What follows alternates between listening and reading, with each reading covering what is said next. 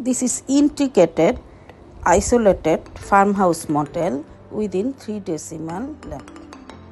28.5 by 40 feet land, and our structure is 26 by 13 feet frame structure over there, and then height is 10 feet from ground. Structure heights and frame structure looks like this, and then we put another bottom floor for poultry. Ground level we put a hatchery, mini hatchery for fish, and complete ground floor farm is this is green space for vegetation, hatchery and dairy